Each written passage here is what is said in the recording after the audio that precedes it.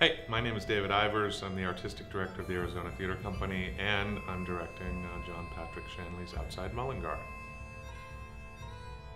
You know, there's actually several thematic kind of values woven into the story, but I think something about legacy and family, and I think not just sort of the family you're born into, but the family one becomes, and that sort of theme that's interwoven throughout his brilliant kind of lyrical play about legacy is the one that I'm kind of really drawn to. What do we leave behind? What do we not see that's in front of us?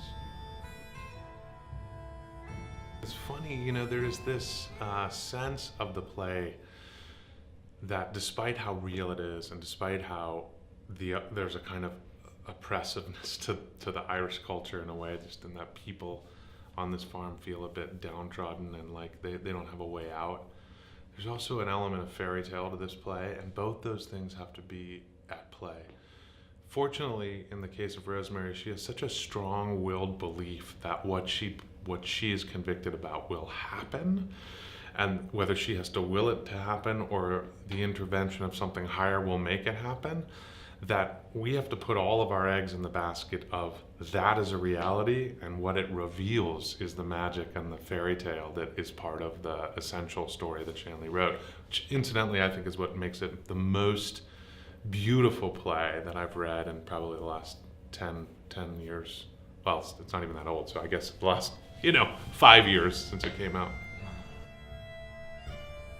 We all go through a restorative process looking at the new year where we make goals. We vow to maybe make changes in our life, look at things differently. And I think this play speaks to awareness of self, and that self-actualization, whether it's via, as it is in this play, somebody else, through somebody else's lens. And I think it's a really good time for happy endings. And there's an element to this that while humorous and adventurous and also painful, we arrive in a place that feels like we're supposed to be by the end of it, and that's a stunning kind of thing, I think, to celebrate in the new year. I think the biggest surprise in rehearsal has been how simultaneously delicate and sturdy the play is. It's a bit, forgive the cliche, like, an onion. It just continues, and maybe a better way to say it is sort of like a flower, and then it continues to reveal layers of itself.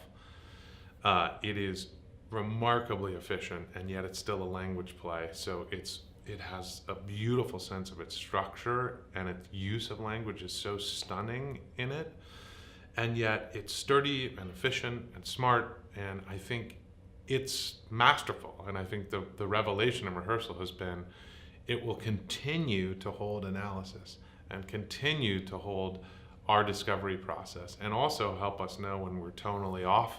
And in that way, I find it's been an extraordinarily humbling piece to work on with really beautiful artists that I have a long relationship with, and I'm really happy to bring here to Arizona. I am most looking forward to a tall Guinness after opening. Openings are a necessity. They're nerve-wracking. I'm excited for the play to live. I'm excited. The work we do is really not complete without it being received by the witness, by who's witnessing it. And so that is a necessary part of the process. And I'm really excited for Arizona to experience this play and to hopefully have it resonate in ways that are unexpected.